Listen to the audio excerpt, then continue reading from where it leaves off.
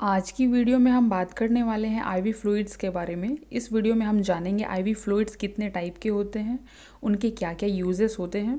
सबसे पहले आपको पता होना चाहिए आईवी फ्लूइड्स का मतलब क्या होता है, तभी आपको ये पूरी वीडियो क्लियरली समझ में आएगी।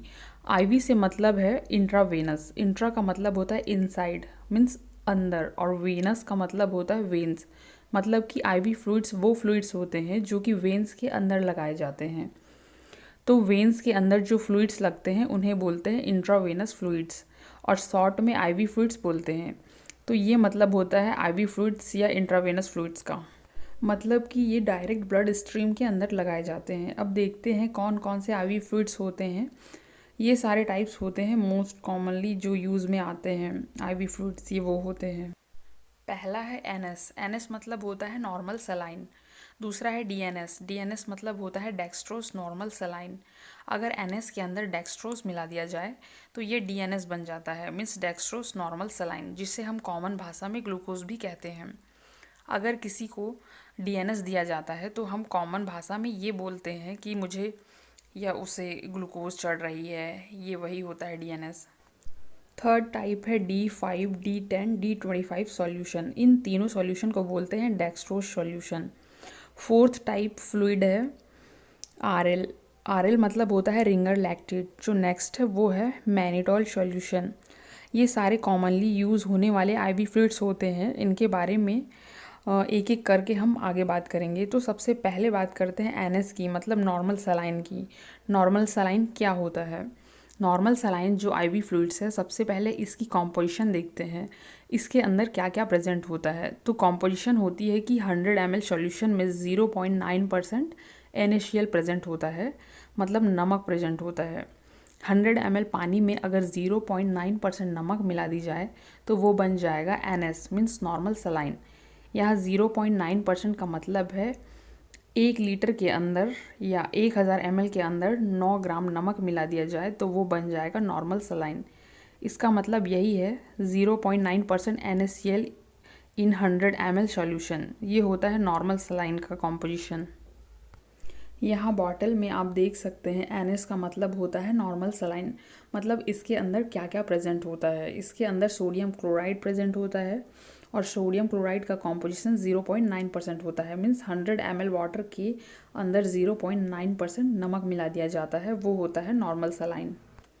तो ये है नॉर्मल सलाइन जिसे हम NS बोलते हैं। अब देखते हैं इसके यूज़, कहाँ कहाँ इसका यूज़ किया जाता है। इसका पहला यूज़ है डिहाइड्रेशन, मतलब लॉस ऑफ वाटर। अगर किसी व्यक्ति को पानी की कमी हो गई हो तो उस कंडीशन को ट्रीट करने के लिए वहाँ पे यूज़ किया जाता है NS का, मतलब कि नॉर्मल सलाइन का यूज़ किया जाता है वहाँ पे। दूसरा इसका यूज़ है treatment of blood and fluid loss. मतलब अगर किसी व्यक्ति का जो फ्लूइड लॉस है, मीन्स जो ब्लड लॉस है वो हो जाता है, अगर खून की कमी हो जाती है। और खून की कमी कब होगी या ब्लड लॉस कब होगा? जैसे कि किसी का एक्सीडेंट हो गया है और बहुत सारा खून बह गया है, ठीक है, तो उसका ब्लड लॉस हो चुका है, उसका जो फ्लूइड लॉस है वो हो चुका है बहुत सारा। तो उस सिचुएशन में भी जो NS है उसका यूज़ किया जाता है, ताकि जो ब्लड लॉस हुआ है वो वापस से नॉर्मल किया जा सके, ठीक है। तो ब्लड लॉस की पूर्ति करने के लिए भी NS का यूज़ किया जाता है। तीसरा जो यूज़ है वो है use for wound washing. Wound का मतलब होता है घाव। घाव को साफ़ करने के लिए भी NS का यूज़ किया जाता है। अब देखते हैं इसके डोज के बारे में। कितनी डोज दी जानी चाहिए 24 आवर्स में? 3 से 4 बॉटल दी जानी चाहिए। 3 से 4 बॉटल ये मैक्सिमम है, मतलब तो 24 घंटे में 3 से 4 बॉटल हम चढ़ा सकते हैं किसी भी व्यक्ति को। 3 से 4 बॉटल ये मैक्सिमम से मैक्सिमम डोज है।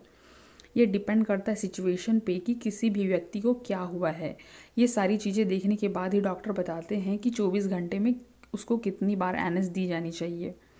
यहाँ पे जो डोज बताई गई है वो मैक्सिमम बताई गई है कि मैक्सिमम कितनी बॉटल चढ़ सकती है। 3 से 4 बॉटल NS की चढ़ सकती है 24 घंटे के अंदर। ये बात हो गई हमारी डोज की। एक और इम्पॉर्टेंट बात बताती हूँ। देखिए, NS का मतलब है नॉर्मल सलाइन, ओके। सलाइन का मतलब ही नमक होता है। NS के अंदर ही NaCl होता है। NaCl मीन्स नमक होता है। अब इसके अंदर नमक प्रेजेंट है तो जो ये NS है ये कभी भी ऐसे व्यक्ति को नहीं दिया जाएगा जिसका जो बीपी या ब्लड प्रेशर है वो बढ़ा हुआ होता है। बीपी जब बढ़ा हुआ होता है तो उस सिचुएशन को बोलते हैं हाइपरटेंशन। हाइपरटेंशन का मतलब होता है बीपी का बढ़ना। अगर किसी व्यक्ति का जो ब्लड प्रेशर है वो बढ़ा हुआ है तो उस सिचुएशन में एनएस का यूज़ नहीं किया जाता है, क्योंकि एनएस के अंदर नमक प्रेजेंट होता है और नमक जो है उस बीपी को और बढ़ा देता है। ओके, तो उस कंडीशन में कॉम्प्लिकेशंस हो सकती है, इसलिए कभी भी ऐसे व्यक्ति को एनएस नहीं दिया जाता है जिसका बीपी बढ़ा हुआ होता है। अब नेक्स्ट बात करते हैं डीएनएस की। डीएनएस का मतलब है डेक्स्ट्रोस नॉर्मल सलाइन। मीन्स पहले हमने देखा नॉर्मल सलाइन, अगर नॉर्मल सलाइन के अंदर डेक्स्ट्रोस मिला दिया जाए तो ये बन जाएगा डेक्स्ट्रोस नॉर्मल सलाइन। इसे हम ग्लूकोज की बॉटल भी बोलते हैं। यही होती है वो ग्लूकोज की बॉटल जिसे डीएनएस कहा जाता है। जिसे हम ग्लूकोज चढ़ा हुआ है बोलते हैं, यही डीएनएस चढ़ाई जाती है। ओके, अब डेक्स्ट्रोज नॉर्मल सलाइन, इसके कॉम्पोजिशन देखते हैं क्या क्या प्रेजेंट होता है इसमें। NaCl की अमाउंट तो वही होगी जो नॉर्मल सलाइन में प्रेजेंट थी, 0.9%। बस यहाँ जो डेक्स्ट्रोज है वो है 5 ग्राम पर 100 ml। 100 ml सॉल्यूशन में ये कॉम्पोजिशन है। 100 ml के अंदर ये कॉम्पोजिशन आपको बताई गई है, ये बात ध्यान रखें। तो 100 ml सॉल्यूशन के अंदर 0.9% मतलब 0.9 ग्राम ये तो होगा नमक और 5 ग्राम वो होगा डेक्स्ट्रोज। तो अगर हम नॉर्मल सलाइन में 5 ग्राम डेक्स्ट्रोज मिला दें तो वो बन जाएगा डीएनएस, मतलब डेक्स्ट्रोज नॉर्मल सलाइन। जैसे कि आपको बॉटल में दिख रहा होगा, क्लियरली मेंशन्ड है कि each 100 ml contain dextrose anhydrous. यहाँ देखिए 5 ग्राम, नीचे है सोडियम क्लोराइड जो है 0.9 ग्राम। ये डीएनएस पे कॉम्पोजिशन लिखी हुई है। नॉर्मली इनका जो रेट होता है एनएस डीएनएस का, ये मार्केट में 30 से 40 रुपए में मिल जाती है। अब इसके यूज़ की बात करते हैं। जो डीएनएस होता है वो कब यूज़ किया जाना चाहिए। इसका यूज़ डिहाइड्रेशन में किया जाता है, मतलब जब पानी की कमी होती है तब इसका यूज़ किया जाता है। दूसरा यूज़ है treatment of blood and fluid loss. अगर एक्सीडेंट के दौरान ब्लड लॉस हो गया है, खून ज़्यादा बह गया है, तब भी इसका यूज़ किया जाता है। तीसरा यूज़ है लो ब्लड शुगर, मतलब हाइपोग्लाइसेमिया। जब किसी भी व्यक्ति के अंदर जो शुगर लेवल है, जो ग्लूकोज का लेवल है, मतलब ब्लड के अंदर जो शुगर या ग्लूकोज का लेवल अगर वो कम हो जाए, तब जो ग्लूकोज या शुगर का लेवल कम हुआ है उसको नॉर्मल करने के लिए डीएनएस दिया जाता है। क्यों दिया जाता है? क्योंकि डीएनएस डी से होता है डेक्स्ट्रोज। डेक्स्ट्रोज का मतलब क्या होता है? ग्लूकोज ही होता है। तो ग्लूकोज हम दे रहे हैं डायरेक्टली उसको, ब्लड में हम ग्लूकोज दे रहे हैं क्योंकि जो उसका ब्लड ग्लूकोज लेवल है वो बहुत ही कम हो गया है, तो उसको नॉर्मल करने के लिए यहाँ पे डीएनएस का यूज़ किया जाता है। नेक्स्ट है यूज्ड इन इंसुलिन शॉक। जब कोई भी डायबिटिक पेशेंट है वो बाहर से इंजेक्शन के थ्रू इंसुलिन लेता है और इंसुलिन लेने के बाद वो खाना खाना भूल जाता है, उस सिचुएशन में इंसुलिन शॉक होता है। अब डीएनएस की डोज देखते हैं। वही है डोज 24 घंटे में 3 से 4 बॉटल ले सकते हैं। मैक्सिमम वर्ड लिखा है, ध्यान रखना है। नेक्स्ट जो बात करते हैं वो है डेक्स्ट्रोज की। अब ये डेक्स्ट्रोज क्या है? देखिए डेक्स्ट्रोज की 3 तरीके की बॉटल आती है, D5, D10 एंड D25 के नाम से बॉटल आती है।